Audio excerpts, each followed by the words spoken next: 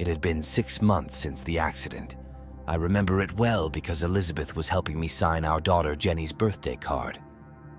Slowly, she guided my hand, helping me create a legible signature rather than the scribbles of a kindergartner, the best I could manage with such little practice.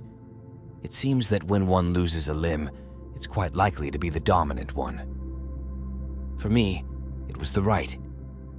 I was concentrating on my writing, trying not to make her do too much of the work when I felt it. I hadn't noticed the phantom feeling of my elbow resting on the table beside me. By this point, I had almost gotten used to it, although the pain would sometimes still wake me.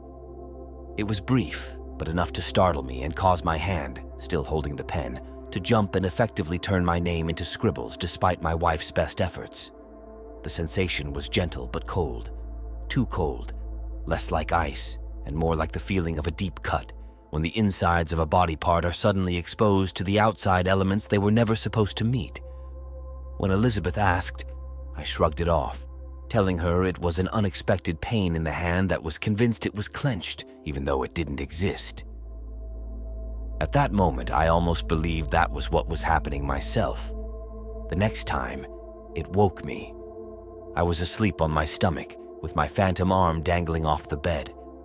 I'd slept like that for as long as I can remember, and when I first felt it, I thought my hand had fallen asleep, causing the pins and needles sensation I often felt.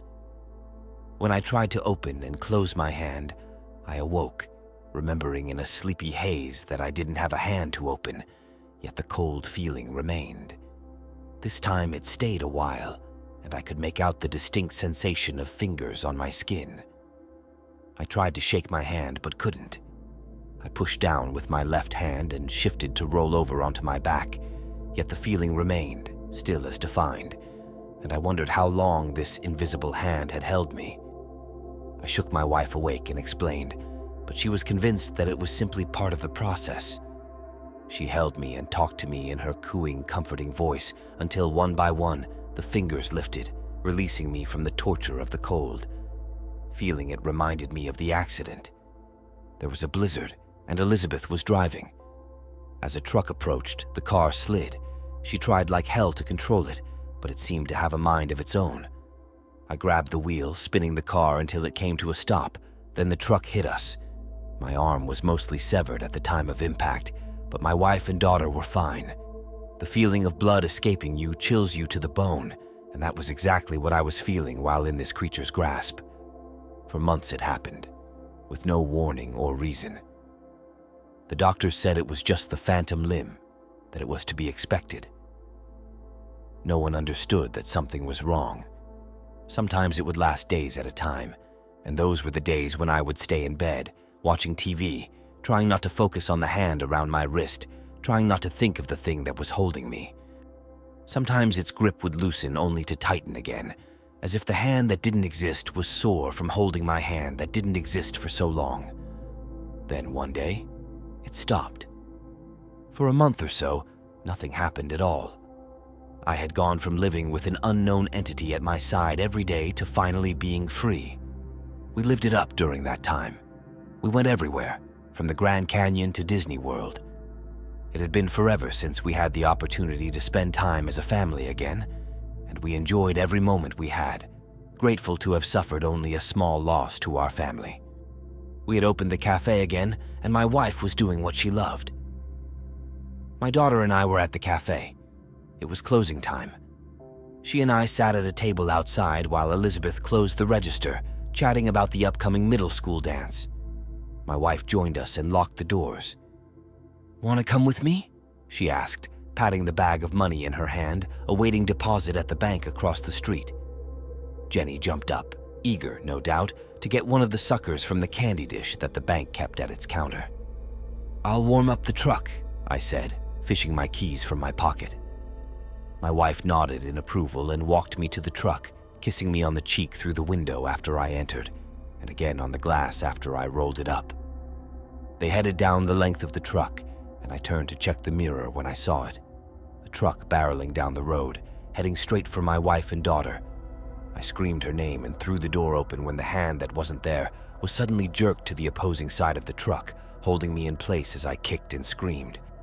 The kiss on the glass of the window was the last I ever got, and the hand never let go again. Months passed, each one more unbearable than the last. I couldn't shake the memory of that day, the sound of metal on metal, the sight of their bodies lying still in the street. The doctors called it trauma, PTSD, but I knew better. The hand had a mind of its own, and it was punishing me, holding me captive in a prison of my own making. The house felt emptier without them. The silence was deafening, and the cold, unrelenting grip of the phantom hand was a constant reminder of my failure.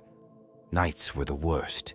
I would lie in bed, staring at the ceiling, feeling the icy fingers wrap around my wrist, pulling me into a darkness I couldn't escape. One night, as I lay in bed, the grip tightened. It was different this time, more forceful, as if it were trying to drag me somewhere. I fought against it, but the more I resisted, the stronger it became. Panic set in as I felt my body being lifted off the bed. I thrashed and kicked, but it was no use. The hand pulled me across the room, toward the closet door. The door creaked open, revealing a darkness that seemed to pulse and breathe. I was dragged inside, the cold hand guiding me into the abyss. The darkness swallowed me whole, and I felt a suffocating weight pressing down on me. I couldn't breathe, couldn't think. All I could do was feel the cold grip of the hand as it pulled me deeper into the void. In the darkness, I saw them.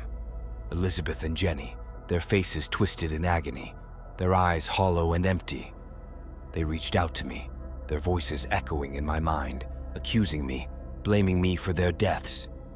The hand released me, and I fell to the ground, surrounded by their ghostly forms. "You did this," Elizabeth's voice whispered, cold and unforgiving. "Why didn't you save us?" Jenny's voice was a haunting echo, filled with sorrow and pain. I tried to speak, to explain, but the words caught in my throat.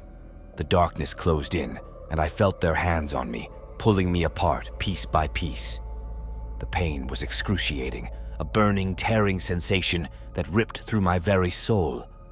When I awoke, I was back in my bed, drenched in sweat, the phantom hand still gripping my wrist. The pain was gone, but the memory remained, etched into my mind like a scar. I knew then that I could never escape. The hand would always be with me, a constant reminder of my guilt and failure. Days turned into weeks, and I became a shell of my former self. I stopped going to the cafe, stopped seeing friends.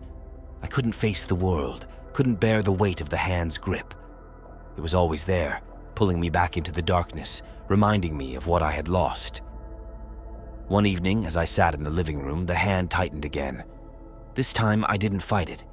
I let it pull me, guiding me to the front door. I stepped outside, the cold night air biting at my skin. The hand led me down the street, toward the cemetery where Elizabeth and Jenny were buried. The moon cast an eerie glow over the gravestones, and I felt a chill run down my spine. The hand guided me to their graves, and I fell to my knees, tears streaming down my face. I reached out, touching the cold stone, feeling the weight of my guilt pressing down on me. "I'm sorry," I whispered, my voice breaking. "I'm so sorry."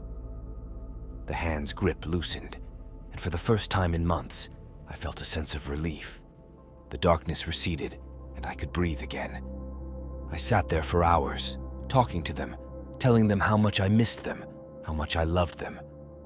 As the first light of dawn broke over the horizon, I felt a warmth wash over me. The hand's grip was gone, and I knew that I had finally found a way to make peace with my past. I stood up, feeling lighter than I had in months, and walked away from the graves, leaving the darkness behind. But as I walked back home, I couldn't shake the feeling that something was watching me, waiting in the shadows. I glanced over my shoulder, and for a brief moment, I saw it. A figure standing in the distance, its eyes glowing with an unnatural light. The hand may have released me, but I knew that it would never truly let me go. It was always there, lurking.